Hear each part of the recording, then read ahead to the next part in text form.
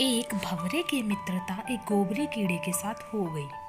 कीड़े ने भंवरे से कहा, भाई तुम मेरे सबसे अच्छे मित्र हो, इसीलिए मेरे यहाँ भोजन पर आओ। अगले दिन सुबह भंवरा तैयार होकर अपने बच्चों के साथ गोबरी कीड़े के यहाँ भोजन के लिए पहुंचा। कीड़ा उनको देखकर बहुत खुश हुआ और सबका आदर करके भोजन परोसा। भोजन में गोबर की गोलियां परोसी और कीड़े ने कहा, खाओ भाई। भंवरा सोच में पड़ गया कि मैंने बुरे का संग किया, इसलिए मुझे गोबर तो खाना ही पड़ेगा। ये सब मुझे इसका संग करने से मिला और फल भी पाया, अब इसे भी मेरे संग का फल मिलना चाहिए। भंवरा बोला, भाई आज मैं आपके यहाँ भोजन के लिए आया, अब तुम भी कल मेरे यहाँ आओगे। अगले दिन कीड़ा तैयार होकर भंवरे के यहाँ पहुंचा। भंवरे ने कीड़े को उठाकर गुलाब के फूल में बिठा दिया।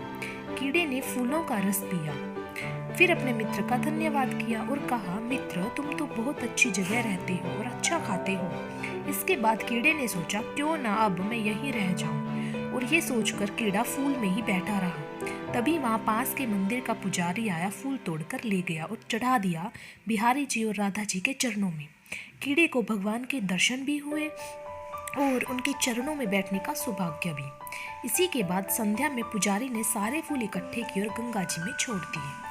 कीड़ा गंगा की लहरों पर लहर रहा था और अपनी किस्मत पर हैरान था कि कितना पुण्य हो गया। इतने में ही भंवरा उड़ता हुआ कीड़े के पास आया और बोला, मित्र अब बताओ क्या हाल है।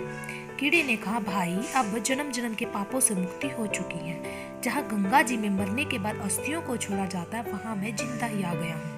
ये सब मुझे तेरी मित्रता और अच्छी संगत का ही फल मिला है। जिसको मैं अपनी जन्नत समझता था वो तो गंदगी थी, और जो तेरी वजह से मिला यही स्वर्ग है। संगत से गुण उपजे, संगत से गुण जाए। तो आज की कहानी से हमें सीखने को मिला कि जैसे संगति वैसा ही फल, इसलिए ध्यान से संगति करें। और ऐसी ही और कहानियाँ जानने के लिए सब्सक्राइब करें मेरे चैनल को। ढेर सारी कहानियाँ। Thank you.